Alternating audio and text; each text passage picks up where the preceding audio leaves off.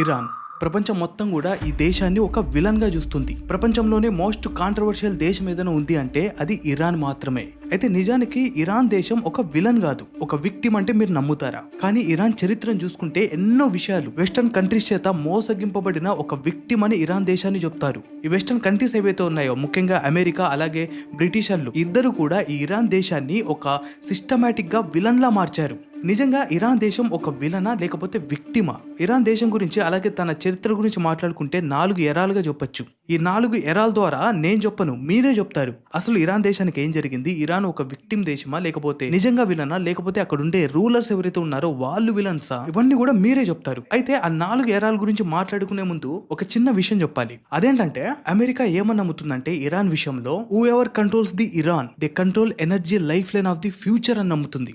మనం ఇరాన్ని జియోగ్రాఫికల్ గా చూసుకుంటే ఇరాన్ ఆనుకుని యుఎస్ఎస్ఆర్ అంటే రష్యా ఉంటుంది. సో ఎంట్రీ పాయింట్ ఈజీగా ఉంటుంది. అదేవిధంగా ఈ ఇరాన్ లొకేషన్ ఏదైతే ఉందో చుట్టుపక్కల ఉన్న మిడిల్ ఈస్టర్న్ కంట్రీస్ అన్నింటి మీద కూడా ఒక కన్ను వేయచ్చు. ఇంకా మూడో విషయంగా చూసుకుంటే ఇదే ఇరాన్ ఏషియాలకు కూడా ఎంట్రీ పాయింట్ లో ఉపయోగపడుతుంది. అంతేకాదు ఇదే Iran one of the middle eastern countries లాగా ఆయిల్ రిచ్ కంట్రీ. సో ఇన్ని లాభాలు ఉన్నాయనే అమెరికా ఎప్పుడు కూడా ఆ దేశ కంట్రోల్ మీద పట్టు సాధించాలని, అక్కడ వారి కంట్రోలే ఉండాలని, వాళ్ళు చెప్పిందే జరగాలని ఎన్నో ప్రయత్నాలు చేసింది. అవన్నీ కూడా ఇప్పుడు మాట్లాడుకుందాం. సో చివరిగా మీరే కామెంట్ చేయండి, ఇక్కడ అసలు విలన్ ఇరానా లేకపోతే అమెరికానా లేకపోతే బ్రిటిషర్లా లేకపోతే ఇరాన్ ని రూల్ చేసిన ఇరానియన్ పర్సన్సా? మొదట్లో చెప్పినట్లు ఇరాన్ చరిత్రను 4 ఎరాలుగా చెప్పొచ్చు. అందులో మొదటి ఎరా ఎప్పుడు మొదలైందంటే 1901లో బ్రిటిషర్లు అప్పుడున్న ఇరాన్ లీడర్ తో ఒక ఒప్పందాన్ని కుదుర్చుకున్నారు. ఆ ఒప్పందం పేరే డార్సీ కన్సెషన్. ఈ ఒప్పందం ఏంటంటే ఇరాన్ లో ఏవైతే ఆయిల్ ఫీల్డ్స్ ఉన్నాయో వాటికి సంబంధించిన ఆయిల్ ఎక్స్ట్రాక్షన్ మొత్తం కూడా బ్రిటిషర్లు చూసుకుంటారు, బ్రిటిషర్ల ఆధీనంలోనే ఉంటుంది. సో దీనికి అప్పటి Iran leader what ever the reasons అతను ఒప్పుకున్నాడు, సైన్ కూడా చేశాడు. ఇది మొత్తంగా కూడా 60 ఏళ్ల ఒప్పందం. దీంతో పాటు అప్పుడున్న ఇరాన్ లీడర్ ఏమనుకున్నాడంటే ఈ ఆయిల్ ద్వారానే ఏవైతే అప్పు ఇరాన్ వాళ్ళు బ్రిటిషర్ల నుంచి తీసుకున్నారు ఆ అప్పునంతా కూడా వాళ్ళు కట్టేద్దాం అనుకున్నారు. బట్ ఇక్కడ మాట్లాడుకోవాల్సిన విషయం ఏంటంటే బ్రిటిషర్లు ఒప్పందం చేసుకున్నారు, అంతా బాగానే ఉంది. ఒప్పందంతో పాటు ఇరాన్కి ఎన్నో మోసాలు కూడా చేశారు, చాలా మోసాలు చేస్తారు. అందులో సింపుల్ గా ఒకటి చెప్తాను, ఈ ఆయిల్ కి సంబంధించిందే. ఇరాన్ ఆయిల్ ద్వారా వచ్చే లాభం కంటే ఇరాన్ వాళ్ళు బ్రిటిషర్లకి అంతకంటే ఎక్కువ ట్యాక్స్ కట్టేది. సింపుల్ గా అర్థమయ్యేలా చెప్పాలంటే 30 రూపాయలు బెనిఫిట్ వస్తుంటే 100 రూపాయలు కట్టేవాళ్ళు బ్రిటిషర్లకు ట్యాక్స్ లాగా. ఆ విధంగా మోసం చేస్తూ ఎక్స్ప్లాయిట్ చేస్తూ ఉండేవాళ్ళు బ్రిటిషర్లు ఇరాన్ పైన. అందువల్లే మిగతా కంట్రీలు, మిగతా మిడిల్ ఈస్టర్న్ కంట్రీస్ ఏవైతే చమురు మీద డిపెండ్ అయి ఉన్నాయో అవన్నీ కూడా మెల్లంగా డెవలప్ అయిపోతూ ఉన్నాయి. బట్ ఇరాన్ మాత్రం ఎక్కడున్న గొబ్బెమ్మ అక్కడే ఉన్నట్లుగా అలానే ఉంది, ఎలాంటి డెవలప్ లేదు. ఈ డెవలప్మెంట్ అంతా కూడా ట్యాక్స్ రూపంలో బ్రిటిషర్లకు వెళ్తూ ఉంది. సో ఆ విధంగా ఇరాన్ రోజు రోజుకి పడిపోతూ ఉంటే బ్రిటిషర్లు మాత్రం ఎదుగుతూ మంచిగా డెవలప్ అయిపోతూ ఉన్నారు. సో ఈ విధంగా మొదటి ఎరా సాగుతూ ఉంది. అయితే 1951లో ఇరాన్ ప్రజల చేత, మళ్ళీ చెప్తున్నాను ఇరాన్ ప్రజల చేత, ఇరాన్ లీడర్ ఎన్నుకోబడ్డాడు. అతనే మొహమ్మద్ మొసాదెగు 1951లో ఎన్నుకోబడ్డాడు. ఇదంతా కూడా రెండవ ఎరా అని చెప్పొచ్చు. అయితే ఇతను ఎప్పుడైతే పవర్లోకి వచ్చాడు బ్రిటిషర్లకు సూటిగా చెప్పాడు మా దేశం కూడా చమురున్న దేశం, అయితే మిగతా దేశాలు చమురు వల్ల ఎదుగుతూ పోతుంటే మేము ఎక్కడ వేసిన గొంగలు అక్కడే అన్నట్లుగా మేము ఇక్కడే ఉన్నాం, మేమెందుకు ఎదగట్లేదు, మేమెందుకు పూర్ కంట్రీ లాగానే ఉన్నాం, బికాస్ ఆఫ్ ఓన్లీ రీజన్ బ్రిటిషర్లు మమ్మల్ని ఎక్స్ప్లాయిట్ చేస్తున్నారు అని చెప్పాడు. సో ఈ విధంగా సాగుతున్నప్పుడు 1961లో ఈ ఒప్పందం ఏదైతే బ్రిటిషర్ల చేత ఇరాన్ మొత్తం ఒప్పందం జరిగిందో అది 1961లో ఒప్పందం అగ్రిమెంట్ అయిపోయింది. సో ఇప్పుడు ఇరాన్ ఆయిల్ ఫీల్డ్స్ మీద మొత్తం పట్టు వాళ్ళకే ఉంది, ఇరాన్ వాళ్ళకే ఉంది. సో వెంటనే ఆ ప్రైమ్ మినిస్టర్ మొత్తం కూడా ఈ ఆయిల్ ఫీల్డ్స్ ఏవైతే ఉన్నాయో కూడా మొత్తం కూడా నేషనలైజ్ చేసి బారేశాడు. నేషనలైజ్ చేసిన తర్వాత తన మనసులో అనుకున్నది ఒక్కటి, మేము కూడా మిగతా మిడిల్ ఈస్టర్న్ కంట్రీస్ లాగా ఈ చమురు ద్వారా మెల్లగా ఎదుగుతూ వస్తాం, మంచిగా డెవలప్ అవుతాం, ఈ విధంగా ఆశించాడు. అయితే బ్రిటిషర్ల కన్ను ఆల్రెడీ ఇరాన్ పైన ఉంది, అమెరికా కన్ను కూడా ఇరాన్ పైన ఉంది. బ్రిటిషర్లు ఆల్రెడీ చాలా వరకు ఎక్స్ప్లాయిట్ కూడా చేశారు, మోసం కూడా చేశారు. సో అలాంటి బ్రిటిషర్లు వాళ్ళు నేషనలైజ్ చేసుకుంటూ పోతే సైలెంట్గా ఉంటారు చెప్పండి. సో వెంటనే బ్రిటిషర్ల ఈగో హట్ అయిపోయి వెంటనే పెద్దన్న దగ్గరికి వెళ్ళారు, అంటే అమెరికా దగ్గరికి వెళ్ళారు. సో వాళ్ళు ఇలా చేస్తున్నారు, కొద్దిగా లుక్ అయ్యండి అని చెప్పి. సో వెంటనే అమెరికా ఏం చేసిందంటే ఒక ఆపరేషన్ మొదలుపెట్టింది సిఐఏ ద్వారా. ఆ ఆపరేషన్ పేరే ఆపరేషన్ ఎజాక్స్.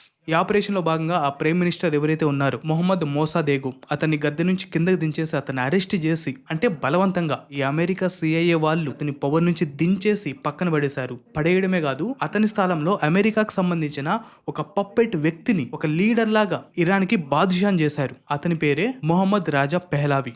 ఇతని నుంచే 3వ ఎరా మొదలైంది. ఈ 3వ ఎరా చూసుకుంటే 1953 నుంచి 1977 వరకు సాగింది. అంటే ఆల్మోస్ట్ 2 డెకేడ్ల పైనే. ఇందాక చెప్పినట్లు ఈ కొత్తగా వచ్చిన లీడర్ ఎవరైతే ఉన్నారో మొత్తం కూడా ఒక అమెరికా పప్పెట్. అమెరికా ఎలా తిప్పితే అలా తిరుగుతాడు మనోడు. జస్ట్ లైక్ అమెరికాకు సంబంధించిన ఒక మధ్యవర్తి అక్కడ ఒక లీడర్ లా ఉన్నాడు ఇరానియన్ ప్రజలను పాలించడానికి. అంతే తప్ప అతనికి ఎలాంటి రైట్స్ లేవు. బట్ ఇక్కడ మాట్లాడుకోవాల్సిన విషయం ఏంటంటే అతను పప్పేట అవన్నీ పక్కన పెడితే ఇతను ఇరాన్ కి లీడర్ లా వచ్చిన తర్వాత చాలా చేంజెస్ వచ్చాయి. మొత్తం కూడా ఇరాన్ దేశం మంచిగా డెవలప్ అవుతూ వచ్చింది, మంచిగా మోడర్న్ గా మారిపోయింది. ఇరాన్ అనేది ఒక ఇస్లామిక్ దేశం, బట్ స్టిల్ అయినప్పటికీ విమెన్ కి ఫ్రీడమ్ వచ్చింది, ఉమెన్ కి రైట్ టు ఎడ్యుకేషన్ వచ్చింది. ఇరాన్ దేశం అంతా కూడా ఒక వెస్టర్న్ కల్చర్ ను అందిపుచ్చుకొని మంచిగా ఎదుగుతూ వచ్చింది. ఇరాన్ 1950s లో 60s లో ఎలా ఉండేదో మీరు చాలా వీడియోస్ లో చూసే ఉంటారు. అసలు ఇరాన్ అలా ఉందంటే ఎవరు నమ్మలేరు. సో ఆ విధంగా అభివృద్ధి చెందుతూ వచ్చింది. ఐ మీన్ బాగానే ఎదిగిందని చెప్పొచ్చు. అలా అని చెప్పేసి ఈ రాజా పెహ్లవీకి నేనేం సపోర్ట్ చేయట్లేదు, జస్ట్ అక్కడ జరిగింది చెప్తున్నాను. అయితే ఇక్కడేం బొక్కలు లేవా అని మీరు ఆలోచించవచ్చు. బొక్కలు కూడా ఉన్నాయి, అవి కూడా మాట్లాడతా. మొత్తానికి ఆ విధంగా అమెరికా ఆడిస్తున్న ఒక కీలుబొమ్మ రాజ్యం ఇరాన్ లో ఆడుతూ ఉంది. సింపుల్ గా ఈ మొహమ్మద్ రాజా పెహ్లవీ గురించి చెప్తాను. ఇతను అప్పుడప్పుడు మిగతా మిడిల్ ఈస్టర్న్ కంట్రీస్ కి వెళ్ళేవాడు, ఇస్లామిక్ కంట్రీస్ కి వెళ్ళేవాడు, లైక్ సౌదీ అరేబియా, దుబాయ్, లేకపోతే ఖత్తర్, ఈ విధంగా వెళ్తూ ఉండేవాడు. సో అక్కడికి వెళ్ళినప్పుడల్లా అక్కడున్న రాజులతో చెప్పేవాడు, నేను చూడు ఎంత బాగా మా దేశం ఎంత బాగా బతుకుతుంది, ఎంత మోడర్న్ గా ఉన్నామో, మేము జస్ట్ లైక్ యూరోప్ దేశాల్లాగా ఉన్నాం, మేము ఇలాంటి విచిత్రంగా లేము, మేము చాలా ఎదుగుతూ ఉన్నాం, ఎదిగిపోయాం కూడా, ఈ విధంగా చెప్తూ వచ్చేవాడు. ఇంకా చెప్పేవాడు, అమెరికా మాట వినండి, మీరు కూడా అలా మంచిగా ఎదగచ్చు, మంచిగా యూరోప్ లాగా మారిపోవచ్చు మనం కూడా, ఈ విధంగా చెప్పుకుంటూ ఉండేవాడు. సింపుల్ గా చెప్పాలంటే అమెరికా అంబాసిడర్ లా బిహేవ్ చేసేవాడు అతను. ఈ విషయానికి సంబంధించి ఒక పాయింట్ చెప్పాలి. అదేంటంటే ఈ విధంగా విన్న సౌదీ అరేబియా రాజు ఇతనితో ఏమన్నాడంటే, ఓకే నువ్వు మోడర్న్ గా బతుకుతున్నావు, మంచిగా బతుకుతున్నావు, చాలా మంచిది, బట్ స్టిల్ అయినా కూడా గుర్తుపెట్టుకో, నువ్వు ఏ దేశంలో అయితే ఉంటున్నావో, ఏ దేశానికి రాజుగా ఉంటున్నావో, ఆ దేశంలో ఉండే ప్రజలు 90% మంది అందరూ కూడా ఇస్లాంకి సంబంధించిన వ్యక్తులు, ఇస్లాం ని పాటించే వ్యక్తులు, కాబట్టి జాగ్రత్తగా ఉండు అని చెప్పడం జరిగింది. సరే వార్నింగ్ ఇవ్వడం జరిగింది. ఈ విషయం ఎందుకు చెప్పానో మీకు పోను అర్థమవుతుంది. అయితే ఇక్కడ చెప్పుకోవాల్సిన విషయం ఏంటంటే, ఇరాన్ మోడర్న్ గా ఎదుగుతున్నా, మంచిగా ఫ్రీడమ్ ఉన్నా, రైట్ టు ఎడ్యుకేషన్, అన్ని ప్రాఫిట్స్ ఉన్నా కూడా, బట్ స్టిల్ అక్కడున్న స్టూడెంట్స్ కానీ, అక్కడున్న జర్నలిస్టులకు కానీ, అక్కడున్న ఇస్లామిక్ పర్సన్స్ కానీ ఈ విధంగా అమెరికాకు సంబంధించిన కీలుబొమ్మ రాజ్యంలో ఉండడం ఇష్టమని కాదు, అది నచ్చేది కాదు. చాలా వరకు వారి పర్సనల్ రీజన్స్ ఉన్నాయి. ఆ విధంగా అప్పటి ఇరాన్ రాజ్యం మంచిగా ఉన్నా కూడా ఎంతో వ్యతిరేకత ఉండేది, ఎంతో మంది గొంతెత్తి అడిగేవారు కూడా. అయితే ఎవరైతే గొంతెత్తి అడిగేవారో వారందరినీ కూడా ఈ మొహమ్మద్ రాజా పెహ్లవీకి సంబంధించిన సీక్రెట్ పోలీసులు వాళ్ళని సీక్రెట్ రూమ్ లోకి తీసుకొచ్చి వాళ్ళని బాగా హింస పెట్టేవాళ్ళు. ఇలాంటివి ఎన్నో జరిగాయి. ఇరాన్ లో ఉన్న ప్రజలందరికీ డిఫరెంట్ ఒపీనియన్స్ ఉన్నాయి, డిఫరెంట్ చేంజ్ కావాలనుకుంటున్నారు. ఈ మొహమ్మద్ రాజా పెహ్లవీ మంచిగానే ఉన్నా కూడా వాళ్ళకి ఏదో ఒక చేంజ్ కావాలి. ఆ టైంలో వాళ్ళకి నచ్చట్లేదు, అమెరికా కింద ఉండడం నచ్చట్లేదు. అది స్టూడెంట్స్ నుంచి, ఇస్లామిక్ పర్సన్స్ నుంచి, జర్నలిస్ట్ నుంచి అందరికీ కూడా ఏదో ఒక చేంజ్ కావాలి. సో ఇరాన్ లో ఇలాంటి ప్రజల ఐడియాలజీ మధ్యలో ఒక వ్యక్తి వచ్చాడు. అతని పేరే అయతుల్లా ఖోమేనీ. ఇతని పేరు మీరందరూ వినే ఉంటారు. ఇక్కడ నుంచే 4వ ఎరా మొదలైందని చెప్పొచ్చు. ఈ అయతుల్లా ఖొమేనీ అనే వ్యక్తి ఒక ఇస్లాం ప్రాపగండా వ్యక్తి.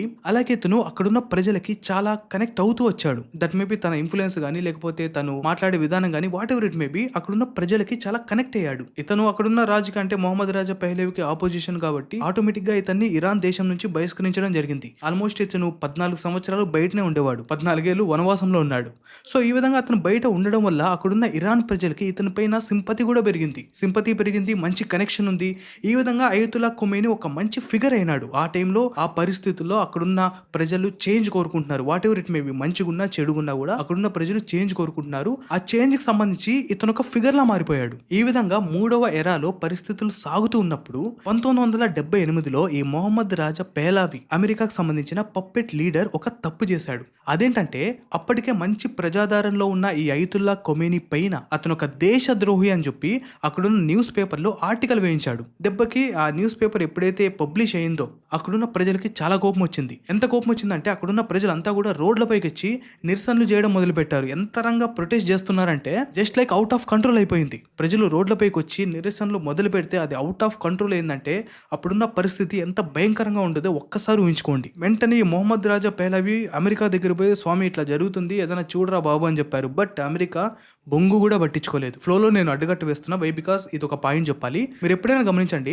మిడిల్ ఈస్టర్న్ కంట్రీస్ ఏవి తీసుకున్న, దుబాయ్ కానీ, సౌదీ అరేబియా కానీ, వాళ్ళకు అవసరమైనప్పుడు అమెరికా ఎప్పుడు కూడా సహాయం చేయలేదు. అమెరికా ఎప్పుడు కూడా ఏదైనా కంట్రీని ఆక్రమించుకోవాలన్నా, లేకపోతే అక్కడున్న కంట్రీని కంట్రోల్లో తెచ్చుకోవాలన్నా, లేకపోతే అక్కడ ఏదైనా పప్పెట్ గవర్నమెంట్ ని నిర్మించాలన్నా అప్పుడు ఏదైనా చేసింది కానీ, సహాయం కానీ, లేకపోతే అన్ని విధాల అవసరాలకు తగ్గట్టుగా తల ఊపింది కానీ, ఎప్పుడైతే అవసరం ఉందో, నిజంగా అవసరం ఉందో అప్పుడు ఎప్పుడు కూడా అమెరికా సహాయం కానీ, లేకపోతే ఇన్ఫ్లుయెన్స్ చేయడం కానీ ఏది కూడా చేయలేదు. ఇది ఇండియా కూడా నేర్చుకోవాల్సిన విషయం. ఎవరితో ఎంత ఎంతవరకు ఉండాలో అనేది. Why? Because America clear cut గా ఎప్పుడు కూడా అవసరమైనప్పుడు అది హెల్ప్ చేయదు. That is clear. Coming to the point, Mohammad Reza Pahlavi అమెరికాని ఆశ్రయించాడు కానీ అమెరికా ఎలాంటి సహాయం చేయలేదు. దెబ్బకి అవుట్ ఆఫ్ కంట్రోల్ అయిపోయింది. మొహమ్మద్ రాజా పెహ్లావి చేతిలో ఏది లేదు. దేశం అల్లా కల్లోలం అయిపోయింది. దెబ్బకి 1979లో ఈ లీడర్ మొహమ్మద్ రాజా పెహ్లావి అక్కడి నుంచి తప్పించుకొని పారిపోయాడు. సో అతను పారిపోయిన తర్వాత ప్రజలంతా కూడా ఆల్మోస్ట్ 98.2% మెంబర్స్ మాకు ఇరాన్ లో ఇస్లామిక్ రిపబ్లిక్ ఉండాలి అని చెప్పేసి గొంతెత్తి అరవడం జరిగింది. సో అదేవిధంగా ఇస్లామిక్ రిపబ్లిక్ గా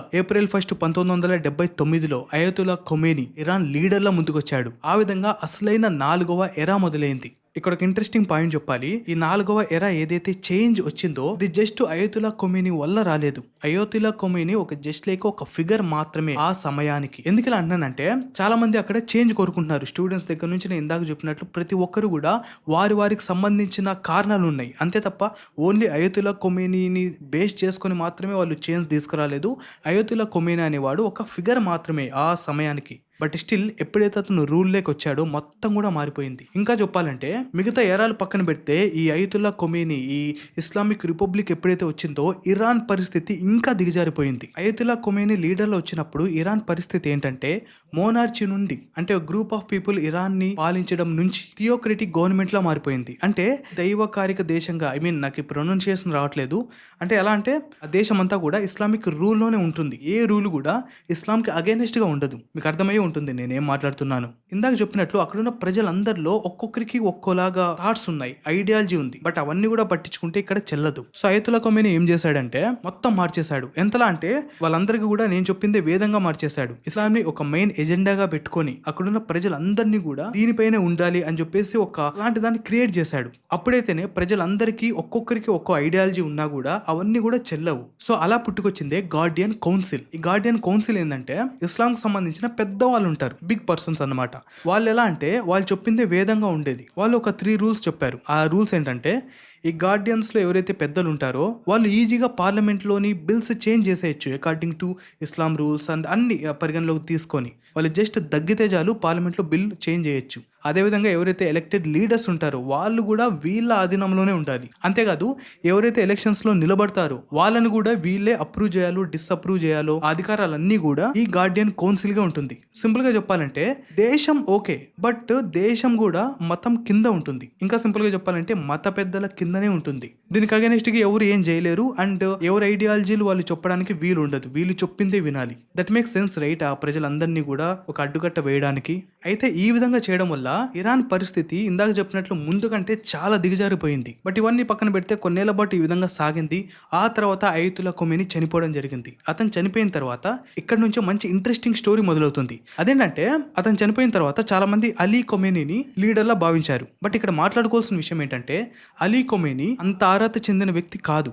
నిజానికి చెప్పాలంటే ఓన్లీ అర్హత చెందిన వ్యక్తులు మాత్రమే ఆ లీడర్ పొజిషన్లో ఉండాలి. బట్ ఇక్కడే మనకి హిపోక్రసీ కనబడుతుంది. వాళ్ళకి కావాల్సినప్పుడు ఇవన్నీ రూల్స్ గీల్స్ ఏవైతే అవన్నీ ఉంటాయో అవన్నీ కూడా చెల్లవు. సో ఆ విధంగా అతను అర్హుడు కాకపోయినా కూడా సమ్ చేంజెస్ చేసి అతన్ని అర్హుడు అని చెప్పేసి వాళ్ళ లీడర్లా మార్చుకోవడం జరిగింది. అయితే ఈ అలీ ఖొమేనీ వచ్చిన తర్వాత ఇంకా ఘోరంగా దిగజారిపోయింది ఇరాన్ పరిస్థితి. ఇంకా యుఎస్ఏ వాళ్ళకి ఇరాన్ని ఆక్రమించుకోవాలి, ఇరాన్ని ఏదో ఒకటి చేయాలి, ఆ విధంగా ఒకలాంటి థాట్స్ వచ్చేలా చేసింది. ఎలా అంటే మొదటగా అలీ ఏమని నమ్మేవాడంటే ఏ దేశానికైతే న్యూక్లియర్ వెపన్ లేదో ఆ దేశం చాలా దెబ్బతింటుంది. ఈ పెద్ద పెద్ద దేశాలు ఏవైతే ఉన్నాయో అవన్నీ కూడా అటాక్ చేయడానికి కంట్రోల్ చేసుకోవడానికి ఈజీ అయ్యే దేశాలుగా మారిపోతాయి. అందుకోసమే న్యూక్లియర్ వెపన్ ఉండాలని చెప్పేసి న్యూక్లియర్ వెపన్ పైన ఇంట్రెస్ట్ చూపిస్తూ దానిపైన పని చేయమని చెప్పేవాడు. ఇంకా రెండవది ఈ టెర్రరిస్ట్ గ్రూప్స్ ఏవైతే ఉన్నాయో ఆమాస్ గానీ లేకపోతే హెజ్బుల్లా గానీ లేకపోతే హౌతీస్ గానీ ఈ టెర్రరిస్ట్ గ్రూప్స్ అన్నింటికి కూడా సపోర్ట్ చేసేవాడు. వాళ్ళకి కావాల్సినవన్నీ కూడా అందించేవాడు.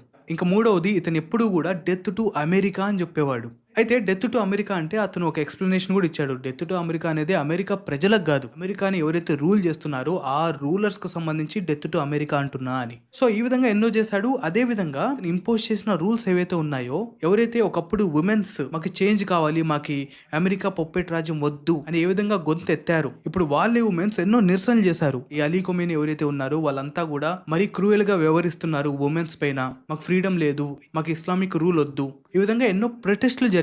మనం చూసుకుంటే ఈ అలీ ఖొమేనీ ఉన్న 36 ఏళ్ల రూలింగ్ లో 1999 నుంచి పోయిన సంవత్సరం 2025 వరకు ఎన్నో ప్రొటెస్టులు జరిగాయి. అందులో మనం చూసుకుంటే 2022లో మాసి అమీనికి సంబంధించిన ప్రొటెస్ట్ లో 348 మంది ప్రజలు చంపబడ్డారు. అందులో 50 మంది పిల్లలు కూడా ఉన్నారు. అదేవిధంగా 2025, 2026 చూసుకున్నా కూడా ప్రొటెస్ట్ లో భాగంగా 7,000 మంది చనిపోవడం జరిగింది. సారీ చంపబడ్డం జరిగింది. అలాగే వారిని చంపేసిన తర్వాత అతను చెప్పిన విషయం ఏంటో తెలుసా? ఎవరిని ఏ స్థానంలో ఉంచాలో ఆ స్థానంలోనే ఉంచాలి అని. సో ఈ విధంగా ఎన్నో క్రూరమైన పనులు చేశాడు ఇతను. ఓపెన్ గా నాకున్న ఫీలింగ్ చెప్తున్నా. సో ఈ 4వ ఎరా రీసెంట్ గా యుద్ధం మొదలైన ముందు వరకు ఉంది. సో సింపుల్ గా చెప్పాలంటే ఇరాన్ దేశం ముందుగా బ్రిటిషర్ల చేత మోసగించబడింది. ఆ తర్వాత ఇరానియన్ ప్రజల చేత ఒక లీడర్ వచ్చాడు. అయితే అమెరికా అతన్ని అరెస్ట్ చేసి బలవంతంగా, అంటే ఇరాన్ ప్రజలు ఎన్నుకున్నారు, అతన్ని అరెస్ట్ చేసి వీళ్ళకి సంబంధించిన వ్యక్తిని ఒక పప్పెట్ లీడర్ అక్కడ ఉంచారు. ఆ తర్వాత మోడర్నైజేషన్ ఉన్నా కూడా అక్కడున్న ప్రజలు అతన్ని వద్దనుకొని కొమేనీని, అంటే ఇస్లామిక్ రిపబ్లిక్ ని కావాలనుకున్నారు. అయితే ఇస్లామిక్ రిపబ్లిక్ వచ్చిన తర్వాత ఇంకా దిగజారిపోయింది. ఆ తర్వాత నెక్స్ట్ అలీ కొమేనీ వచ్చాడు. ఇతని ఎరాలో ప్రొటెస్ట్లు పిట్టలు రాలినట్లు రాలారు. సో ఇదంతా ఏవైతే ఎరాస్ గానీ, లేకపోతే లీడర్స్ గానీ, లేకపోతే అమెరికా గానీ, లేకపోతే బ్రిటిష్ ఇన్వాల్వ్మెంట్ గానీ, ఇవన్నీ చూస్తున్నప్పుడు మీకేమనిపిస్తుంది? ఇరాన్ దేశం ఒక విలనా, అక్కడున్న లీడర్స్ విలన్సా, లేకపోతే ఈ అమెరికా లేకపోతే బ్రిటిషర్లు వీళ్ళ చేత ఇరాన్ ఆ విధంగా తయారైందా? దీనికి సంబంధించి లోతుగా ఆలోచిస్తే ఎన్నో విషయాలు దాగున్నాయి. బట్ సింపుల్ గా చెప్పాలంటే ఇరాన్ స్టోరీ బ్రిటిషర్ల ఒప్పందంతో మొదలై మొన్న జరిగిన యుద్ధం వరకు కొన్ని ఎరాస్ గా విభజించబడింది. సో కథంతా విన్న మీరు ఇరాన్ దేశం గురించి, అలాగే అమెరికా బ్రిటిషర్ల గురించి ఏమనుకుంటున్నారు ఖచ్చితంగా కామెంట్ చేయండి. నెక్స్ట్ వీడియోలో మళ్ళీ కలుద్దాం. జై హింద్.